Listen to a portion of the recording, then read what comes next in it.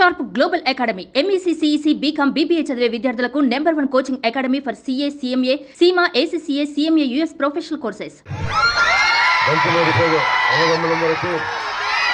పిల్లలకి పెద్దలకి ఆడపడుచులకి దారి పొరుగుత మేడల మీద మిద్దుల మీద రోడ్ల మీద దేవాలయాల మీద కూర్చొని హార్దికంగా నాకు గుండెల నుంచి మీరు సుస్వాగతం పలికినందుకు మీ అందరికీ కూటమి నుంచి తెలుగుదేశం జనసేన భారతీయ జనతా పార్టీ తరపు నుంచి మీ అందరికీ నా హృదయపూర్వక నమస్కారాలు తెలియజేసుకుంటా ఉన్నా. ఇది మన సొంత రావడం తెలుసు.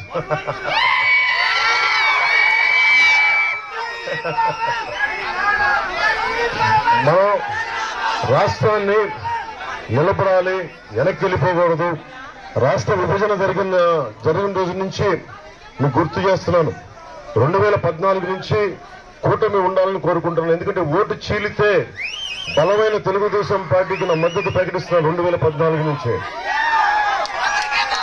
నేను ఇలాంటి గత 40 సంవత్సరాల నుంచి ఆయన భుజాల మీదకి ఎక్కించిన అలాంటి కార్యకర్తలు ఉన్నారు మీకు తెలుగుదేశం పార్టీకి.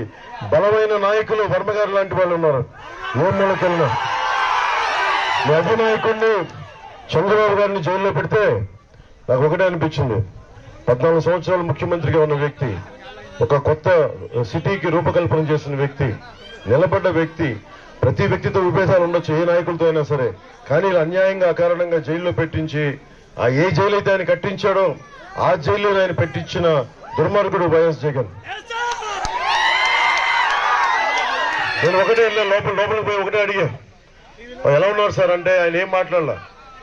ఇది తప్పదు కదండి, మనకి రాజకీయ ప్రాసెస్ మనం తప్పులు చేయలేదు, నాకు ఆ భయం లేదు. కానీ అలాంటి ఆయన్ని పాప 53 రోజులు పెట్టారు అకారణంగా. ఇది ఆయన్నేమో తప్పు చేయని ఆయన్ని 53 రోజులు జైల్లో పెడితే అడ్డగోలుగా ఆస్తులు దోచేసిన వ్యక్తి, 30 కేసుల పైన వ్యక్తి 5 సంవత్సరాల నుంచి బెయిల్ మీద బయట తిరుగుతూ ముఖ్యమంత్రిగా ఉన్నాడు.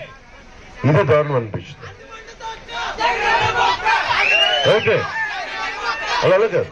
ఇది మీ యువత కుర్రోళ్ళకి మీకు కూడా అర్థం కావాలి.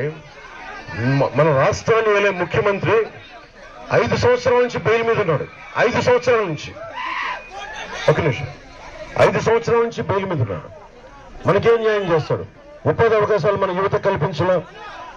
పోలవరం పక్కన పెట్టండి, మన పురుషోత్తంపట్నం ప్రాజెక్టు పూర్తి చేయలేకపోయాడు.